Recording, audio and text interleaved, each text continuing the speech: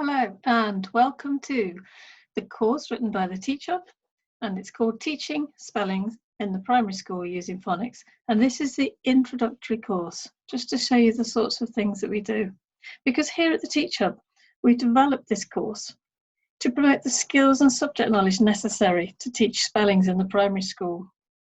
Each of the 6 units involved, that's one for each year group, consists of a series of individual modules, and each module is linked directly to the National Curriculum Spelling Programme.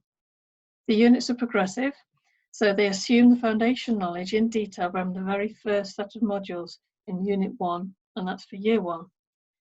So that's the place to start. Now, if your school has a problem with spelling, then this is the course for you. And if the children in your school spell words such as with, went, of, have, like, you've probably all seen these being spelled incorrectly, even in Key Stage 2, perhaps sometimes with an overemphasis on phonics, then this is the course for you. If you are looking for a spelling scheme, though, this is not the course for you. As I say, we're just following the National Curriculum Spelling Programme and trying to explain it clearly within a direction that we think every teacher should know for their subject knowledge. So that's what we do. We were going to teach subject knowledge to support any spelling scheme. We believe really strongly that phonics underpins spelling in every primary year group and beyond. It's taught really well in Key Stage 1. Sometimes it's not used as effectively as it should be in Key Stage 2 to promote the spellings. So this course not only promotes this, but it will give the subject knowledge to the teachers who haven't perhaps got the phonic background that they may need to help with the spelling teaching.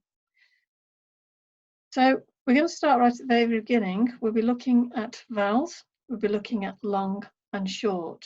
We'll also be looking at syllables and consonants that run parallel to the phonics acquisition. They must go hand in hand. So what do the children need to know to link those phonics and their spellings together? Think about what problems your children have with spellings first of all. We've already listed a few of those high frequency words that they may be getting wrong. If that's occurring within lots of different classrooms, then why? Why are they getting them wrong? Is it because they're not being expected to use them? Is it because they don't know how? Are they using letter names all the time? Are they using letter sounds? All these things will be addressed throughout these series of units. So we're going to really think about why do some children make those same spelling mistakes time and time again? Do they know the basic principles of the phonic rules and the application of these skills? So this is what we're going to look at, the basic principles of the skills throughout the modules. And as I said, it will be progressive through each unit. So first of all, let's think about saying the sounds. Do you and your children say the sounds correctly? If you've not had any phonic background knowledge, and sometimes teachers do have background knowledge, we've got teachers, teaching assistants, parents that could all find this course invaluable, because we don't want that extra schwa sound that's added onto the end of some letters that are unvoiced. We're talking about that extra It's crucial that these sorts of letters here that you can see coming on the screen have not got the extra sound There's a video that I think you'd find interesting, which is here. There's a link within the PowerPoint that you'll be able to access, and it shows how to say each sound clearly. Not only is that interesting for the children, but it's interesting for anybody teaching phonics and spelling. I want you to take particular notice of the very last one that she says. It's spelt ER. Many teachers will say that sound incorrectly, as we found on many of our phonics and spelling courses. It may not be a problem, but for you it might be, it might not. So have a look and see what you think, because that is something that we do address within our first unit within Year 1 with the ER suffix. Short vowels. Do your children know their short vowels? Do all your children know their short vowels? If they don't, it's something that you perhaps need to go over again and again, because this helps with all spellings. So we've got a, I, o, as you can see. And why are they important? Well, they crop up everywhere. And many spelling rules talk about short vowels. And they're foundations of our spellings. These are the first ones they learn, and then they go on to learn the long vowel sounds. Once these are understood, spellings become much, much easier.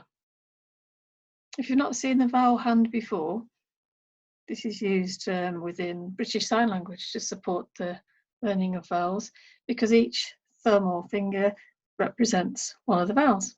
It's really easy to do the children to get them to put their hand up and point to the thumb. That represents the A, and the first finger will represent E. You can see we're using our own graphics here from the Teach Hub. So we've got F for egg, A for apple, I for ink, I, O for octopus, and U for umbrella. We do put the long vowel sounds into these hands as well, but at the moment we're just going to focus on the short sounds, just for the rule that we're going to be looking at in this introductory course. So, how does this help? Well, let's start with a diagraph that the children learn in phase 2. So you can see how it links into phonics. They learn this in reception.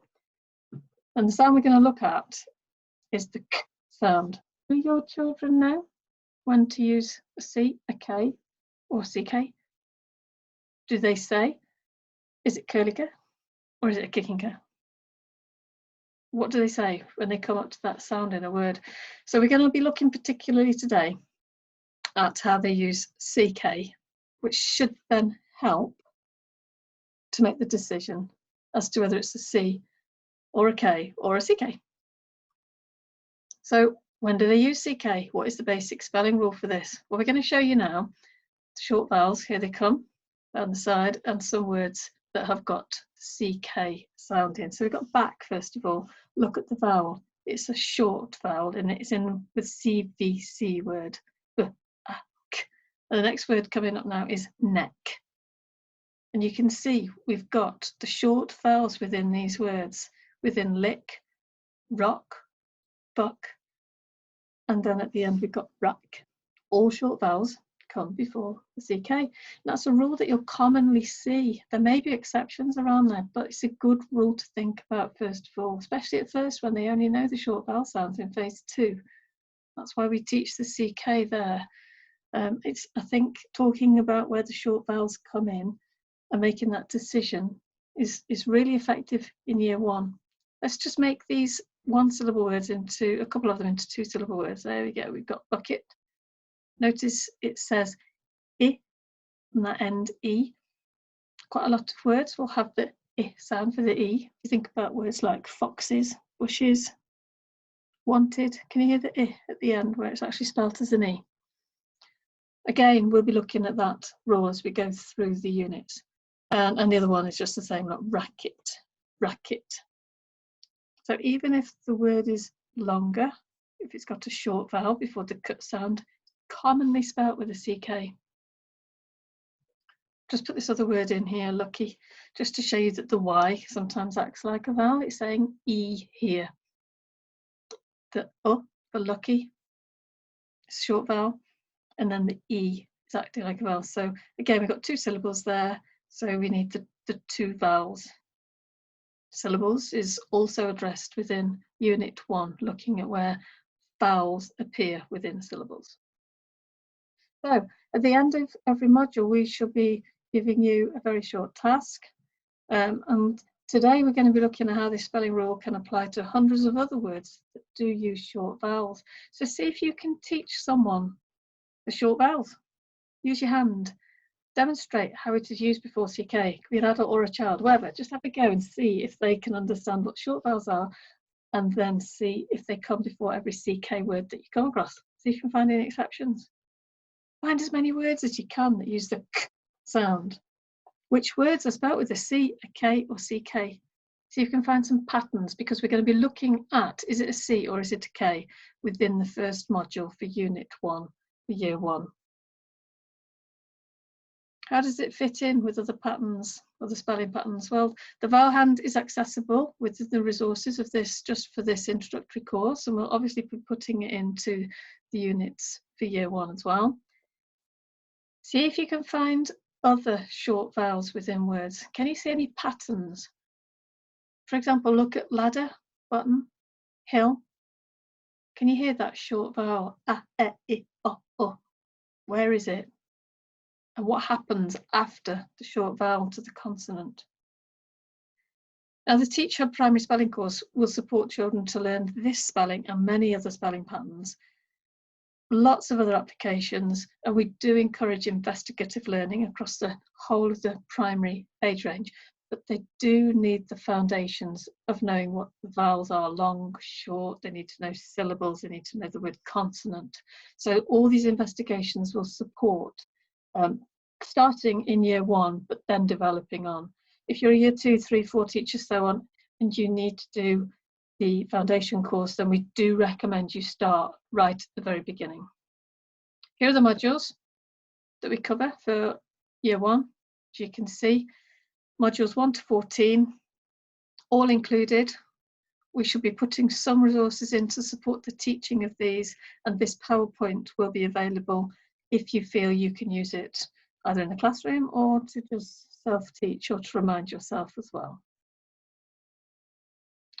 You can find any more details about us on our website, www.theteachhub.co.uk. We also have a Facebook page, Hubbard Consultancy Limited, Facebook group, focuses strongly on the whole class reading and more at the Teach Hub. We've got a lot of whole class reading units and warm-ups there, lots of discussion to do with the work there. And we've also got a YouTube page now, or a channel, where we are putting some of our teaching videos, and that's called Hubbard Consultancy Limited, in brackets, the Teach Hub. So thank you for listening to our introduction. We hope you found it interesting. Please look us up, and if you're interested in looking at the rest of the course, then feel free to contact us, and we'd be happy to help you in any way we can. Thank you.